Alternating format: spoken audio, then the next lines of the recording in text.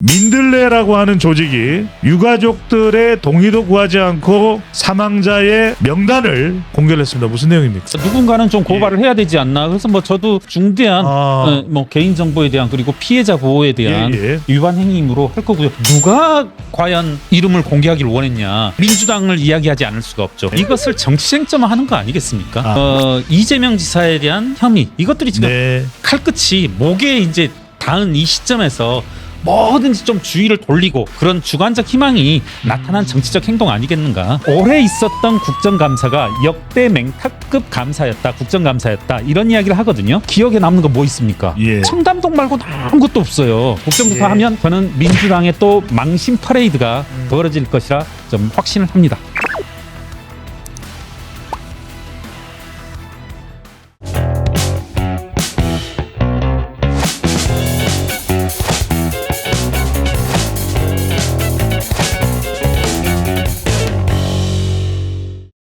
자, 이 상황에서 민들레라고 하는 조직이 유가족들의 동의도 구하지 않고 사망자의 명단을 공개를 했습니다. 무슨 내용입니까?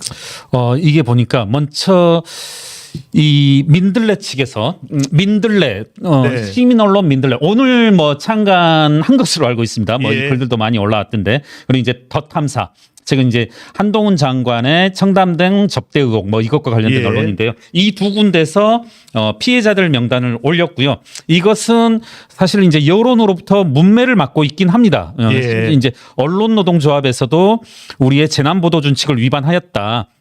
이런 식으로 말을 하는데 이제 실제 보도한 민들레 측에서는 추모를 하기 위해서는 구체성이 있어야 되고 이름을 공개하는 것은 과거부터 쭉 있어 왔던 일이다. 이런 식으로 얘기하고 있고 그러면서도 몇몇 언론의 문제 제기에 대해서 저는 이제 이분은 좀 실명을 거론하는 게 좋을 것 같습니다. 그러니까 민들레의 김호경 전 국민일보 기자입니다. 이분들은 이제 스스로를 에디터라 칭하는데 피해자와 가족 주변 가족의 상세한 신상 공개는 신중해야 하지만 이번 희생자 명단 공개는 상세한 신상 공개에 해당되지 않는다. 이제 이름만 올렸을 뿐이다. 더 이상의 뭐 주소, 뭐 전화번호 이런 건 없다라고 하고 있고, 그 다음에 개인정보법 보호법 위반이란 지적이 많이 있는 것으로 알고 있거든요. 변호사들도. 이에 대해서는 그건 살아있는 사람한테만 해당된다. 죽은 사람은 필요 없다라는 이제 망언까지 일삼았는데. 아니 뭐 사람을 희생자라고 부르면서. 그렇죠. 이태원 참사라고 이야기하면서 그러니까 희생자들을 두 번 죽이는 겁니까? 그렇죠. 이제 뭐 그와 같은 어떤 보호, 그리고 어떤 뭐랄까요 주변의 시선, 배려 이와 같은 것은 산 사람에게만 필요한 거지. 그 사람들은 죽었다. 뭐 거의 이런 식으로 받아들일 수 있고, 이분들이 또 하나 지금 줄기차게 주장하는 게 우리나라 과거에는 다 이름 공개했어. 심지어 주소도 공개한 적 있어. 하는데 이걸 이제 쭉 저도 나름 언론을 통해서 팩트 체크를 해보면 우리가 2012년, 2014년 이전까지는 대형 사고에서 이렇게 이름을 공개한 사례들이 몇몇 있습니다. 분명히 있는데 다만 우리 사회가 점점 민주화되어지면서 그리고 언론의 어떤 내부 역량, 민주화 역량이 쌓여가면서 한국기자협회에서 재난보도준칙이라는 걸 만들었고 자세히 소개를 해주시죠. 그렇습니다. 여기에서는 그 재난 정보를 취급하는 데 있어서 재난 정보를 보도하는 데 있어서 우리가 극히 조심해야 되겠더라.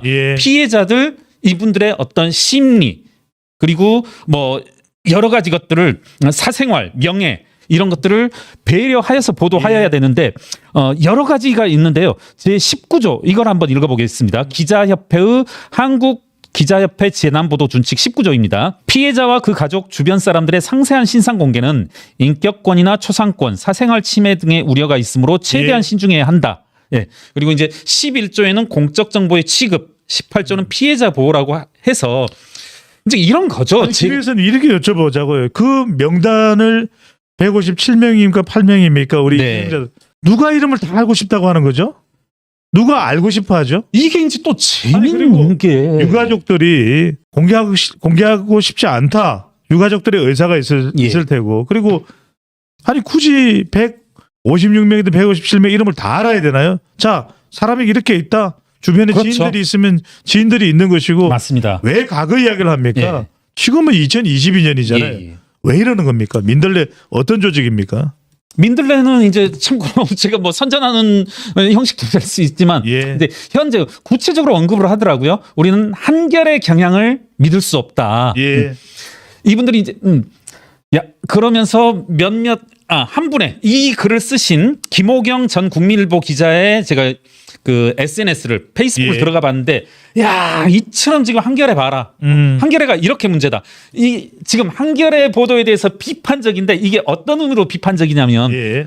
보다 더 윤석열에 대해서 막대하게 당해야 된다. 타격을 줘야 되는데 지금 약간 온정적이고 뜨뜨미지근하다. 예. 그래서 시민이 만든 언론이 필요하다 해서 이제 주요로는 예. 이제 여러분 잘 아실 뭐 유시민 씨라든가 네. 예. 그다음에 이제 최진석 씨 네. 뭐 이런 분들 보면은 상당히 극단적인 극우적인 발언들을 일삼던 사람들인데요. 이분들이 이제 주축이 되어서 극우적인 건 아니겠죠. 예. 저는 이분들을 극우적으로 구분하고 싶습니다. 그러니까 예.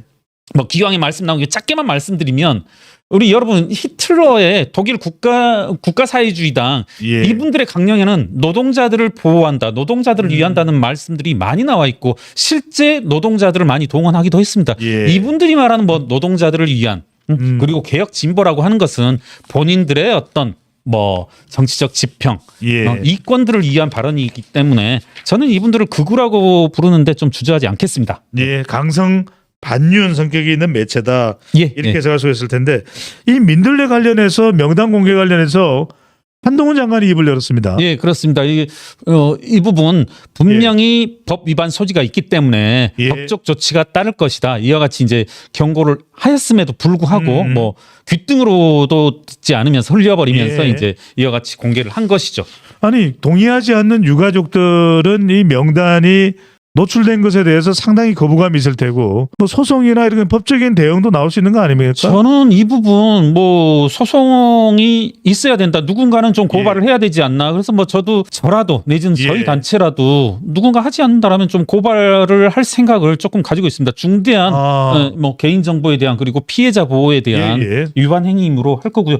분명히 해주시죠. 그러면 민주주의 20일인가요? 지금 예, 경제민주주의 20일에서 경제민주주의 20일에서 예.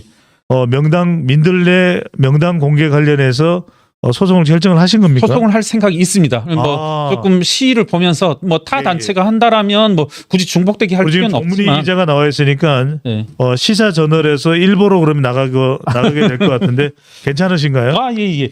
그리고 이제 하나 언급하고 싶은 것은 우리 진행자분께서도 말씀하셨지만 예. 누가 과연 이와 같은 이름을 공개하기를 원했냐. 상당히 재밌는 흐름이 있는 게 예. 민주당을 이야기하지 않을 수가 없죠. 아하. 민주당의 이재명 대표, 예. 최민희 전 의원, 그리고 네. 김한규 의원도 비슷한 방식으로 그리고 과거 김한규 의원은 제주도가 지었고요. 그렇습니다. 예. 문진석 의원인가요? 이분들이 뭐였으냐면 이름을 공개할 필요가 있다.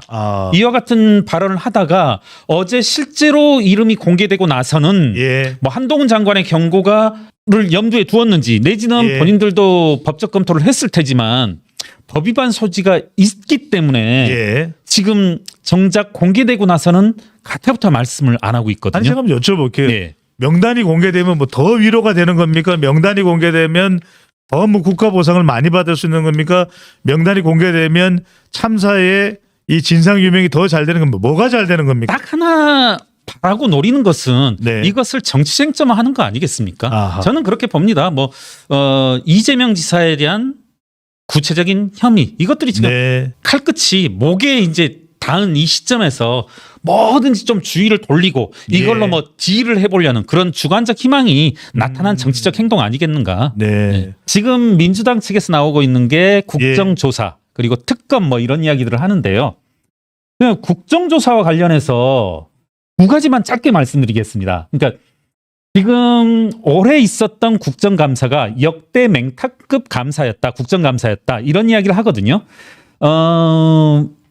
국회 의정활동의 꽃은 국정감사를 하고 국정감사를 보조하기 위한 물적 인적 자원이 여러 시청자분들이 생각하시는 것보다 어마어마합니다. 예. 실제로 국정감사를 앞두고서는 의원실이 아닌 입법조사처 등등에서 주요 이슈들을 다 정리해 줍니다. 예. 어떻게 보면 의원실 다 놀고서 떠먹여만 주고서도 제대로 된 어떤 국정감사를 할 만큼 많은 자료들이 있는데 그럼에도 불구하고 이번 국정감사 여러분 국정감사에서 이번에 이슈된 거 기억에 남는 거 뭐 있습니까? 예. 청담동 말고는 아무것도 없어요. 청담동이죠. 네. 네. 그런데 이분들이 국정조사를 해야 되겠다. 저는 좋습니다. 전 항상 뭐 국정조사 이슈가 나올 때마다 국정조사 찬성. 이번에도 찬부 물으면 찬성 쪽에 예. 흐를 텐데 지금 국정감사조차 막대한 자료를 베이스로 둔 국정감사조차 0점 맞은 사람들이 네. 최강욱, 김용민, 김남국, 고민정 이런 사람들이 국정조사를 하면 또 도대체 어떤 쇼를 하겠는가. 그리고 제가 깜짝 놀랐던 것 중에 하나가 국정조사가 문재인 정부에서는 한 건도 없었습니다. 예. 네, 한 건도 없었고 그 부분이 이해하고 과거 제가 국정조사에 처음부터 끝까지 인발부했던 경험이 있거든요. 예. 거의 이제 뭐 국회에서 먹고 자고 하면서 근데 본인들의 역량을 조금은 생각하셔서 국정조사를 요구해도 했으면 좋겠다. 국정조사 예. 하면 저는 민주당의 또 망신 퍼레이드가 벌어질 것이라 좀 확신을 합니다.